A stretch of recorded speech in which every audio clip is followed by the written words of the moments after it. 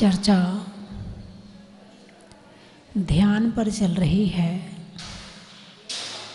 और ध्यान में भी अशुभ ध्यान पर, और अशुभ ध्यान में भी अनर्थ दंड में जो अपध्यान कहा है, चर्चा उस पर चल रही है।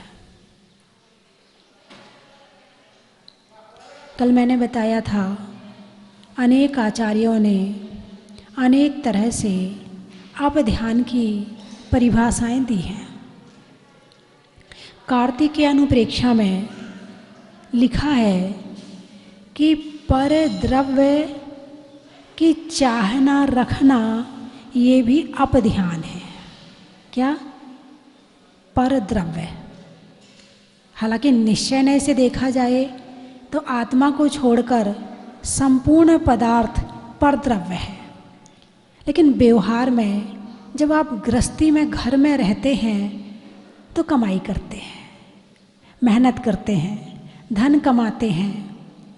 कोई दुकान चलाता है, कोई फैक्ट्री चलाता है, कोई नौकरी करता है, कोई डॉक्टर बनता है, कोई सीए बनता है। अनेक तरह से इंसान धन कमाता है। उसने अपनी मेहनत से जो धन कमाया है वो उसका है। उसने अपनी मेहनत से जो धन कमाया है वो उसका है, लेकिन जो उसने कमाया नहीं है उस पर भी उसकी नज़र है। ऐसा होता कि नहीं होता है? ससुराल से धन मिलता है तो कैसा है? कमाया हुआ मेहनत का है या बिना मेहनत का है? बिना मेहनत का है। तो बिना मेहनत का धन लेना चाहिए, हाँ या ना? कहना धन एक ऐसी चीज है, ऐसी चीज है, ऐसी चीज है कि कहीं से मिल जाए, मना नाम की चीज तो होती नहीं है इसमें। हरियाणा में दुकानदार को लाला बोलते हैं। क्या बोलते हैं? लाला। बुढ़िया वाले बैठे हैं, हरियाणा वाले बैठे हैं, दुकानदार को लाला बोलते हैं। लाला क्यों कहा उसको? ला ला ला, सारे दिन ला ला ला, इसलिए वो क्या कहने लगे उसे? लाला। और एमपी में दामाद को, कंवर साहब को लाला बोलते हैं। लाला जी आ गए, कहते नहीं कहते? एमपी वाले बैठे क्या? एमपी में लाला जी किसको बोलते हैं? कंवर साहब को। हैं? वहाँ लाला जी क्यों बोलते हैं? यदि कंवर साहब लाला जी तुम्हारे घर में आए तब भी ला, और ससुराल वाले तुम्हारे घर गए तब भी ला। जो केवल लेता लेता रहे उसका नाम है लाला।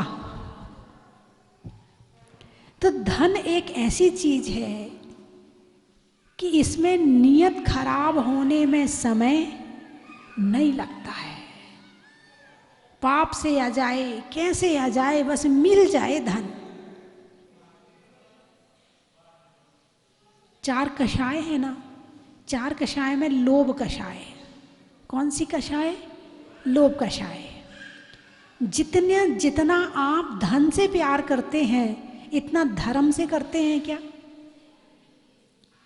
धन और धर्म दोनों की राशि एक है, अंतर कहीं नहीं है। धन कहाँ से आता है? धर्म से। कहाँ से आता है? प्यार किससे करते हो? प्यार किससे करते हो? आ कहाँ से रहा है? यदि धर्म करोगे तो धन अपने आप आ जाएगा। आपने वो धन्य कुमार की कथा नहीं सुनी कि जब जन्म हुआ तो जब उसकी नाल, पहले नाल होती थी, पहले घर में बच्चों का जन्म होता था तो नाल घर में काटी जाती थी, तो वहीं आंगन में या कहीं पीछे या कहीं आसपास में गड्ढा खोद करके उस नाल को गाड़ा जाता था। वो कहावत अभी भी, बोले मैं यहीं रहूँगा, बोले तेरी नाल गाड़ी है क्या? कहावत कही जाती है ना। तो जब नाल गाड़ने के लिए गड्ढा खोदा धन्य कुमार के लिए, तो सोने के सिक्कों से भरा हुआ घड़ा मिला। ये है पुण्य। जन्म होते किसके भाग्य से धन आया? धन पहले भी था वहां पर, लेकिन नहीं मिला। कब मिला? जब पुण्यात्मा जीव आया। तो उसने धन कमाया क्या? नहीं कमाया। तो कैसे आया? पिछले जन्म में धर्म किया था, उसका फल अभी भी मिल रहा है। इस जन्म में धन कमाओगे तो तुम्हारे इस जन्म में काम आए और ना आए ये कोई जरूरी नहीं है। कुरान में सबने देख लिया कि तिजोरियां भरी रह गई और अंत समय कोई नमोकार मंत्र सुनाने वाला पास में नहीं खड़ा था। धन जो कमाया है वो काम आए और ना आए ये कोई गारंटी नहीं है। और बाई चांस आपने जितना धन कमाया है, चलो इस जन्म में काम आ रहा है, लेकिन अगले जन्म में तो काम आने वाला बिल्कुल नहीं है, ये तो गारंटी। साथ लेके तो एक पैसा भी नहीं जाओगे। लेकिन यदि धर्म किया है तो इस जन्म में भी काम आएगा और अगले जन्म में भी काम आएगा और उससे अगले जन्म में भी काम आएगा, और यदि आगे बढ़े तो मोक्ष भी ले जाएगा। ये है धर्म। तो धन्य कुमार जब जन्म हुआ तो नाल को गाड़ने के लिए गड्ढा खोदा, वहां धन मिल गया। फिर वो आराम से पूजा पाठ करता, भक्ति करता, कोई काम नहीं करता। उसे स्वाध्याय भक्ति पूजा के अलावा कुछ नहीं। उसके और 6-7 भाई बड़े थे, उनको गुस्सा आता था, हम तो कमाई करते हैं और ये बैठे बैठे खाता है। एक दिन उन्होंने 6 ने मिलकर के माता पिता से गुस्सा जाहिर कर दिया, बोले हम नहीं करेंगे कमाई, ये बैठे बैठे खाता है, इससे भी कहो कि ये भी कमाई करे। तो माँ ने थोड़ा सा पैसा दिया, जा बेटा तू भी काम कर ले। अब काम करने के लिए गया तो वहाँ पर एक चीज़ खरीदी, एक चीज़ खरीदने से फिर उसको बेच के दूसरी चीज़ खरीदी, दूसरी चीज़ को बेच के तीसरी चीज़ खरीदी। शाम को एक पाए लेकर, जो खाट होती ना, पलंग होते पहले पाए होते थे, तो उसको लेकर जा रहा था। पैसा कमाया और उसको बहुत ज़रूरत थी पैसे की। उसने कहा भाई तुम ये खरीद लो, मेरे पास पैसे नहीं है, मुझे बहुत ज़रूरत है पैसों की। अब खाट के पाए खरीद के क्या होगा, लेकिन दयालु था, बोले चल तुझे पैसे की ज़रूरत है, पैसा तू ले ले और एक खाट के पाया मुझे दे दे। घर ले गया, सारे भाई हंसने लगे, उसकी बुद्धि का मजाक उड़ाने लगे। बोले देखो इतना पैसा दिया था और क्या खरीद के लाया है, खाट के पाए। हमारे घर में कमी है क्या खाट की, जो पाए खरीद के लाया है? माँ ने कहा कोई बात नहीं बेटा, तू कुछ लाया तो है। माँ बड़ा प्यार करती थी। माँ ने कुछ तो लाया है, चल कोई बात नहीं, पहली बार का काम है, कोई बात नहीं है। वो सारे नाराज हो रहे, सारा पैसा ख़त्म कर दिया और क्या खरीद के लाया। और जब उन पायों को धोया और अचानक एक पाया को धो करके खड़ा किया और वो गिरा, गिरा तो वो फट गया, फटा तो उसमें से हीरा मोती निकले। पाए किसके पास थे? उस गरीब के पास थे। उसके पास पैसा भी नहीं था, उसके पास में पैसा भी नहीं था। उसने मजबूरी में पाए बेचे थे और जबरदस्ती बेचे थे, भाई तू ले ले। लेकिन वो हीरा मोती किसको मिले? पुण्यात्मा को। किसको मिले? पुण्यात्मा को। तो धन कहाँ से आता है? अरे बोलिए ना, धर्म से आता है। नियत खराब करके आ भी जाएगा तो दुखी करके जाएगा। नियत खराब करके धन कमा भी लोगे तो वो धन काम यदि तुम लेना भी चाहोगे तो हो सकता है वो अस्पताल चला जाए, हो सकता है वो कोर्ट कचहरी में लग जाए, हो सकता है वो और कहीं लग जाए, हो सकता है चोरी हो जाए, हो सकता है बेटा व्यसन में फंस जाए तो उसमें ख़त्म कर दे।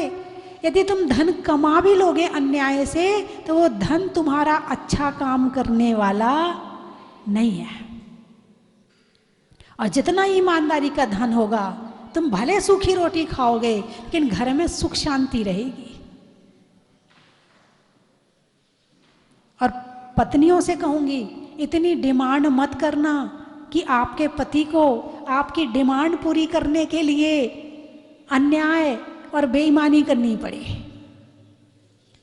पत्नी जितनी संतुष्ट होती है, जितनी शांत होती है, जितनी समझदार होती है, पति उतने ही न्याय और ईमानदारी से धन कमा के लाता है।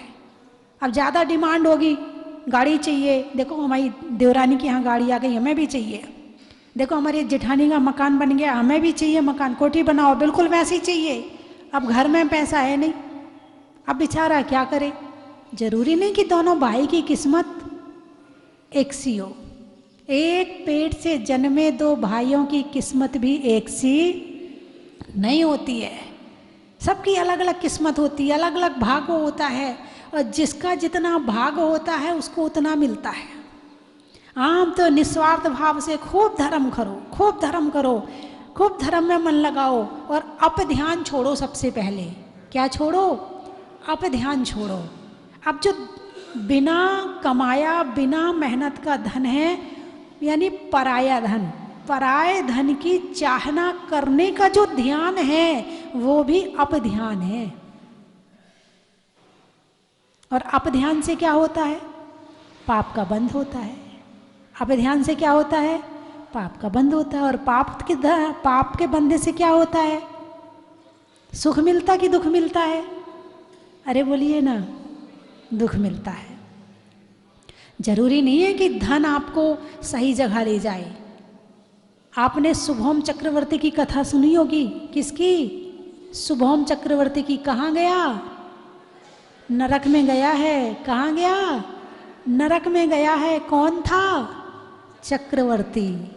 हाथ में क्या था? चक्र था।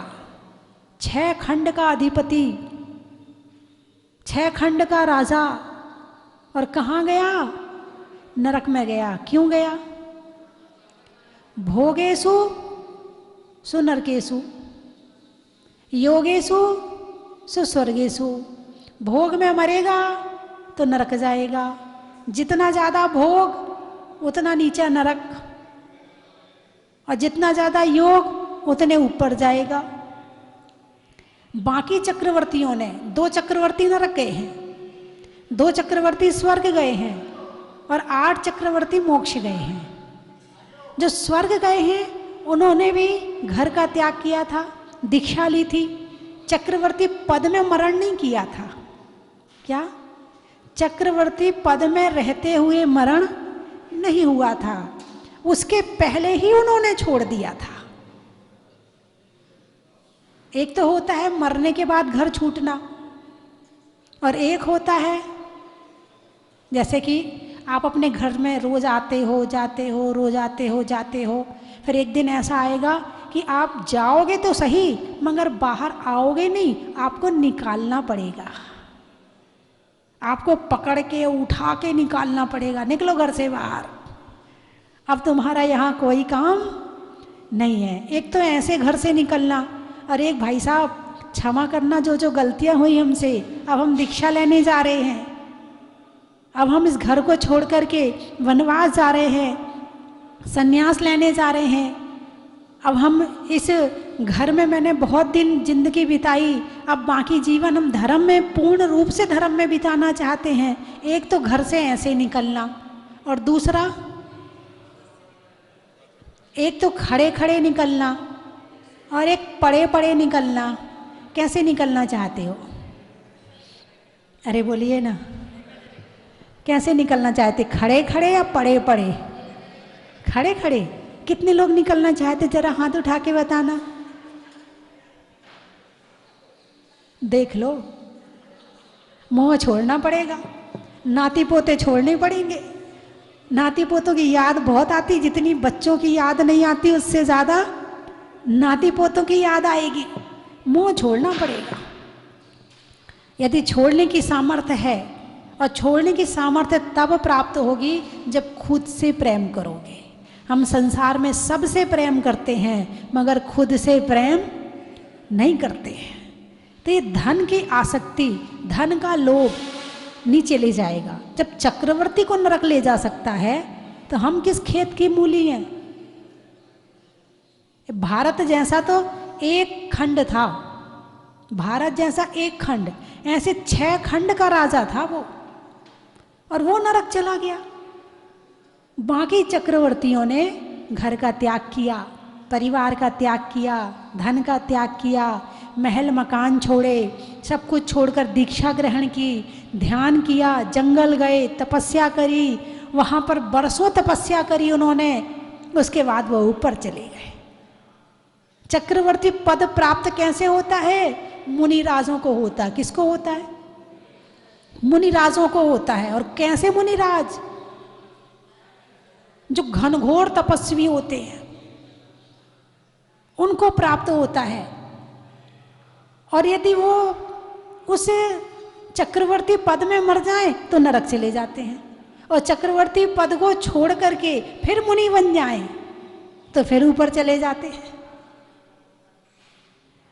यानी ये धन अच्छा भी है, बहुधन बुरा हो भला कहिए, मिलता तो पुण्य से है। अब पुण्य से पुण्य कमा रहे हो कि पाप कमा रहे हो? पुण्य से पुण्य कमा रहे हो या पाप कमा रहे हो? पुण्य को पुण्य में लगा रहे हो या पुण्य को पाप में लगा रहे हो? जैसा भी जगह आप धन को डालोगे वैसी फसल वापस आ जाएगी। धन को यदि अच्छी जगह लगाते हैं, अब आप यहाँ बैठे हैं, आपने अभिषेक करी, शांति धारा करी, पूजा कर रहे हैं, बिना धन के तीर्थ यात्रा होती है क्या? अरे बोलिए ना, नहीं होती है। तो धन को कहाँ लगाया? पुण्य से आई लक्ष्मी पुण्य में लग गई।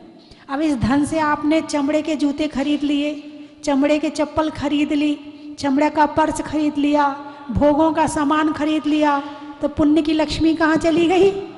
पाप में चली गई, है ना? तो बात चल रही है लक्ष्मी की, धन की। धन लक्ष्मी दोनों भी कहा जाता है। दिवाली आने वाली है ना, किसकी पूजा करते हो? अरे बोलिए ना, है? किसकी पूजा करते हो? महावीर भगवान की। अच्छा अच्छा, आप सरस्वती की करती हैं, आप महावीर भगवान की करती हैं। अच्छा अच्छा अच्छा। कितने चुप बैठे हैं जो लक्ष्मी की पूजा करते हैं, यहाँ कह नहीं सकते हैं। वो एक सेठ था, बहुत पैसा था उसके पास में, तो उसकी जो पीकदानी थी, पीकदानी जानते हो, जिसमें वो पान वान खा के पहले थूका जाता था, उसको पीकदानी, और वो बड़े बड़े सेठों के यहाँ होती थी। तो वो थी सोने की। किसकी थी? सोने की। अब एक गरीब था, वो उसके यहाँ किसी काम से गया। अब वो सेठ उससे बात तो करता, बीच बीच में उठा के, अब उसको देख देख के इतना गुस्सा आता कि ये सेठ तो तेरे ऊपर थूक रहा है और तू इसके यहाँ चली आ रही है, और मैं तेरी पूजा करता हूँ। क्या? मैं तेरी पूजा करता हूँ, मेरी तरफ तू देखती भी नहीं है, जितनी है वो भी जा रही है, और ये तेरे को थूक रहा है, फिर भी तू इसके यहाँ चली आ रही है। तो लक्ष्मी किसकी दासी है? पुण्य की दासी है। मुनिराज बने, त्याग किया, ध्यान किया, स्वर्ग चले गए। वहाँ से लौट के आए तो कहाँ पैदा हुए? किसी गरीब के घर में नहीं, राजा के घर में।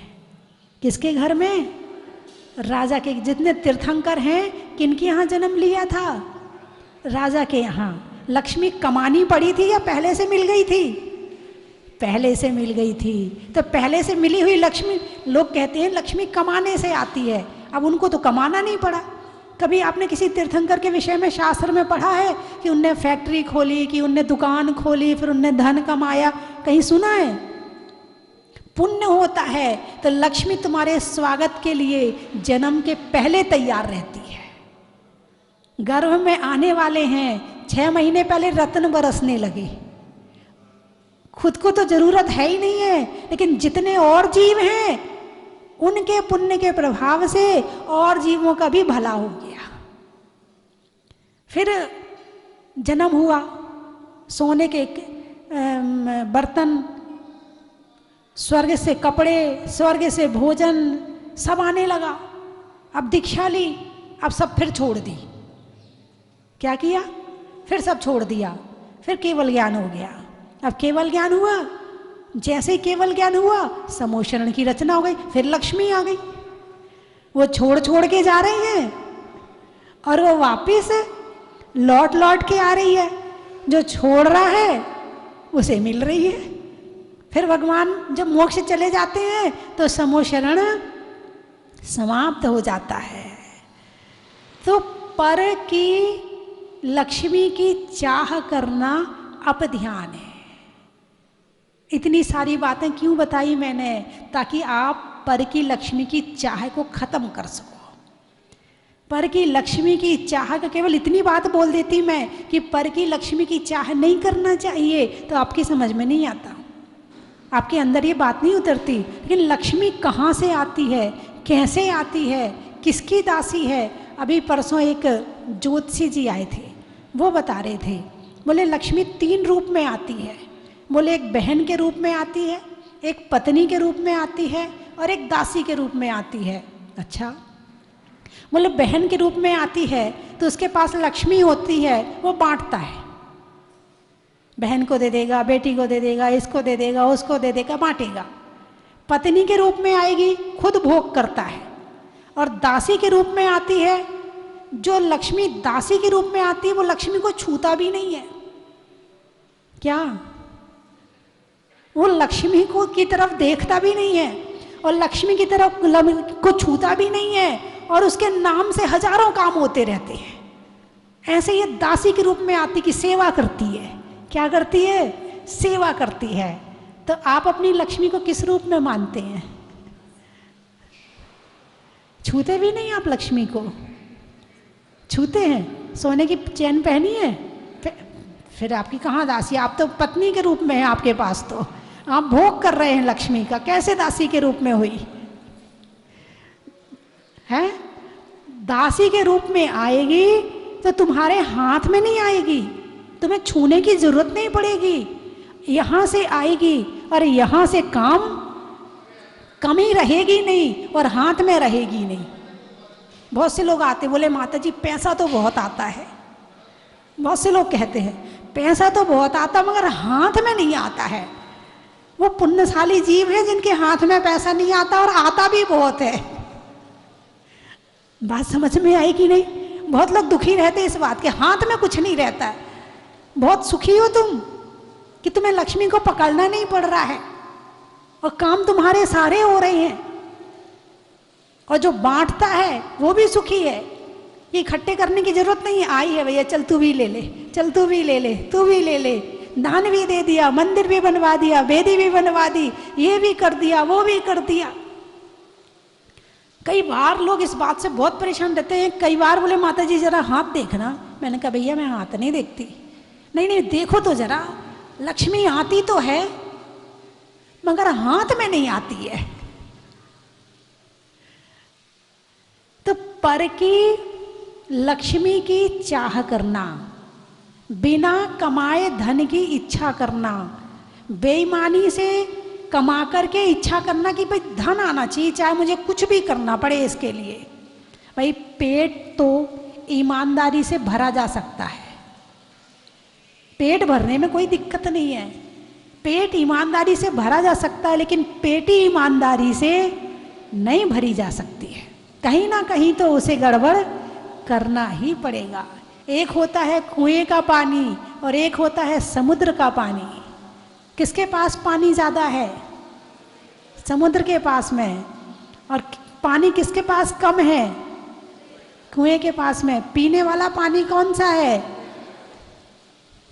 क्या बात है, क्या बात है? मुझे कुछ कहने की जरूरत है? नहीं है, है? फिर समुद्र के पानी को कौन खर्च करता है? कौन लेता है समुद्र का पानी? ऊपर वाला लेता है। जो किसी को नहीं देता है उसका ऊपर वाला लेता है। कौन लेता है? ऊपर वाला लेता है। यानी ऐसी तपन होती है, सूरज तपता है कि समुद्र का पानी उड़ने लगता है और समुद्र का पानी उड़ उड़ के सब जगह वो बादल फैल जाते हैं और फिर बारिश होती है, पर वो पानी सब जगह चला जाता, वो देता नहीं है।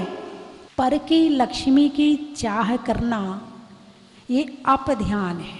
क्या है? अपध्यान। श्रावक की बात बता रहे, मुनिराज की बात नहीं बता रहे। भगवान महावीर मुनिराज को तो धन से ही दूर कर दिया। मुनिराज को तो कह दिया दिमाग से निकालो सारा धन, किसी धन की जरूरत नहीं है, क्योंकि धन धन धन धन धन करते क्या हो जाता है? निधन। सारी जिंदगी क्या करते हो? धन धन धन। धन यानी जोड़। गणित में धन का क्या मतलब होता है? जोड़ होता है। सारी जिंदगी क्या करते हो? जोड़ते हो, फिर छोड़ के चले जाते हो। तो बंधुओं, कम से कम गृहस्थ में रहकर अधिक पाप ना हो, इसीलिए भगवान महावीर ने ये बात बताई है कि जो तुम्हारे पास है उसमें संतोष करो, और संतोष करके धर्म करो। बाकी चर्चा कल करेंगे। मैं 3 चीज़ें बोलूँगी, आपको कहना बड़ा ही महत्व है। अनाज में चने का, गर्मी में पने का, और दूसरों का धन नहीं चाहने का महत्व है। इनाम में पाने का, कमरे में कोने का, और पुण्य का धन पुण्य में लगाने का बड़ा ही महत्व है। अपने कमाई का 80% हिस्सा दान करते हैं। कितना? 80%। उनसे कहा भाई साहब थोड़ा धन हमसे भी ले लो। बोले नहीं। बोले 6 रुपये से जिंदगी शुरू करी थी। कितने रुपए से? जिस दिन मेरे पास 6 रुपये बचेंगे उस दिन आपसे लूँगा, उसके पहले नहीं लूँगा। ऐसे ऐसे लोग अभी दुनिया में हैं। शरीर में कान का, रहने में मकान का, मंदिर जी में भगवान का बड़ा ही महत्व है। सलाइयों में सूजा का, मिठाइयों में गूजा का, भगवान की पूजा का बड़ा ही महत्व है। हिंदी में मात्रा का, स्कूल में छात्रा का, आपकी तीर्थ यात्रा का बड़ा ही महत्व है। गाने में सुर का, नृत्य में नूपुर का, आने वालों में उदयपुर का बड़ा ही महत्व है। सलुम्बर, धरती के लिए अंबर का, कोलारस, कोलारस, घूमने के लिए बस का, 10 लक्षण में 10 का, और आने वालों में कोलारस का बड़ा ही महत्व है। हो गए सारे। दिल्ली, त्रियंचों में बिल्ली का, डंडा में गिल्ली का, और आने वालों में दिल्ली का बड़ा ही महत्व है। रिश्तों में नानी का, पीने में पानी का, और दिल्ली में बिहारी कॉलोनी का बड़ा ही महत्व है। अलवर, शरीर, हाँ, शरीर में सर का, पक्षी में पर का, और आने वालों में अलवर का, पानी की धार का, सप्ताह में वार का, और आने वालों में धार का बड़ा ही महत्व है। पानी में गागर का, वृक्षों में आकर का, आने वालों में सागर का बड़ा ही महत्व है। महिलाओं में कड़ा का, भोजन में बड़ा का, और आने वालों में सागवाड़ा का बड़ा ही महत्व है। फलों में सेब का, देवों में पारस देव का, और आने वालों में ऋषभ देव का बड़ा ही महत्व है। जिले में महापौर का, नेता के दौर का, और आने वालों में इंदौर का बड़ा ही महत्व है। पानी में मगर का, चलने में डगर का, आने वालों में विजयनगर का बड़ा ही महत्व है। वृक्षों में बड़ का, नहीं करने में गड़बड़ का, आने वालों में टीकमगढ़ का बड़ा ही महत्व है। सब्जी में छौंक का, दिल्ली में चांदनी चौक का, आने वालों में टोंक का बड़ा ही महत्व है। बातों में अगर मगर का, और रखने में जिगर का, और आने वालों में श्री गंगानगर का बड़ा ही महत्व है। ट्रेन में टीटी का, राजस्थान में दाल बाटी का, और आने वालों में कुचामन सिटी का बड़ा ही महत्व है। रहने के लिए दरा का, सतियों में अनंग सरा का, और आने वालों में बड़ोदरा का। बोलिए 24 भगवान की।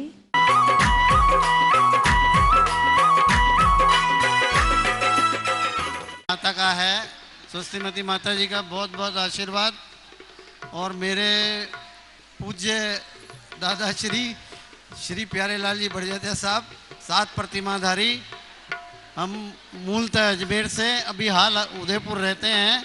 सब बाबा की मेहरबानी, हमारी बिटिया, हमारा दोस्ता, इनके पुण्य उदय से ये सब संभव हुआ। और सबसे आखिर में मेरी माता रानी, मेरी बिंदनी साहब, उनकी वजह से और मेरा परिवार सब मेरे साथ हैं, इसलिए आज बाबा के दरबार में ये सब सौभाग्य प्राप्त हुआ हमें। आज मेरा जन्मदिन भी है, बस माता जी का आशीर्वाद चाहिए कि ऐसे एकदम मतलब अपने आप को क्या अनुभूति जो होती है ना, वो एक कोई शब्द नहीं है, ऐसा लग रहा है यहाँ पे आके हमें। बाकी माता जी का आशीर्वाद हमेशा बना रहे। व्यवस्था भी एकदम शानदार, A1, कोई कमी नहीं, सब कुछ आके मंदिर जी के तो कहने ही क्या, और बार बार आने का हमारा मन करेगा, ऐसा लगता है। 2014 में हम आए थे, 2014 में हम आए थे, उस समय ये प्रगति हुए थे। वो उस समय भी हमारा बहुत बहुत सौभाग्य था कि इधर से हम जा रहे थे, तब किसी ने कहा कि कोई मूर्ति यहाँ पे प्रकट हुई है, उनके दर्शन के लिए चलते हैं अपन। बस बाबा का आशीर्वाद, हमारे पुण्य का उदय अब हुआ कि हमें आके आज ये सौभाग्य प्राप्त हुआ। कुंद कुंदांदो मंगलम, जैन धर्मोस्तु मंगलम। आज से मैं करीब 5-6 साल होंगे तब आया था जहाजपुर। तब ये जहाजपुर मंदिर कच्चा था, तो मेरी तब से एक ये तमन्ना थी कि जैसे ही ये बनेगा बस मैं आऊँगा। और इधर आज 6 महीने, 8 महीने, 9 महीने से मैं सोच रहा था कि मैं जहाजपुर कब जाऊँ। और मुझको, मेरे को अब सौभाग्य प्राप्त हुआ, मैं जहाजपुर आया हूँ। और इसके पहले मैं जयपुर पदमपुरा में माता जी से आशीर्वाद लेके आया हूँ कि माता जी मैं जहाजपुर जा रहा हूँ, और मेरे को बस जो चाह रहा हूँ वो मेरा आज पूर्ण हो गया है, बस। और इससे ज़्यादा क्या कहें। जब जहाजपुर से आए तब से इस मूर्ति के दर्शन पाकर मैं धन्य हो गया। ये मूर्ति इतनी चमत्कारी की पूछो ही मत, कोई सीमा ही नहीं है इस मूर्ति के आगे।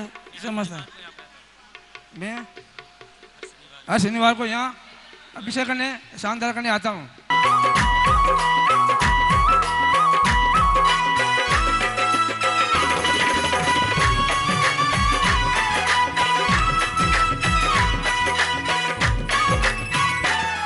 चन की थाल को सजाओ रे आज, रत्नों की थाल को भर लाओ रे आज। आओ आओ करे रे गुणगान आरती भगवन की। आओ आओ करे गुणगान आरती भगवन की। आओ आओ करे रे गुणगान आरती भगवन की।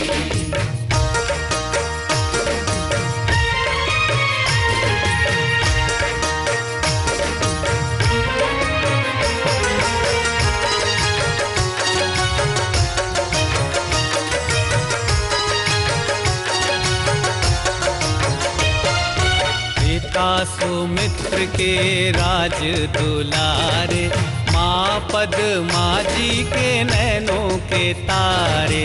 पिता सुमित्र के राज दुलारे, माँ पद्मा जी के नैनों के तारे। राजगृही में जन्म लियो आप, राजगृही में जन्म लियो आप। आओ आओ मनाए खुशी आज आरती भगवन की। आओ आओ करे गुणगान आरती भगवन की। आओ आओ करे गुणगान आरती भगवन की।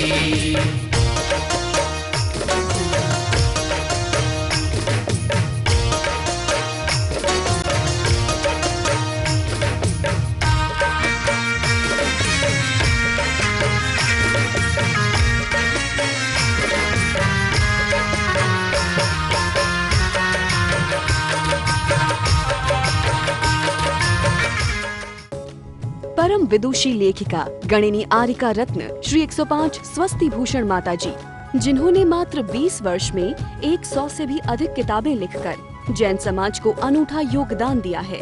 बड़े बड़े विधान जैसे कल्पद्रुम महामंडल विधान, सिद्ध चक्र महामंडल विधान, इंद्रध्वज महामंडल विधान एवं विशेष जिनपद, पूजांजलि आदि महत्वपूर्ण साहित्य बहुत ही सरस सरल व सुबोध शैली में लिखे हैं, जिसमें गद्य एवं पद्य साहित्य भी समाहित है। इन महान साहित्यों को पढ़कर आप भी अपने ज्ञान का विकास कर सकते हैं। साहित्य प्राप्त करने हेतु आज ही संपर्क करें। संपर्क सूत्र 7906062500 98683 45768।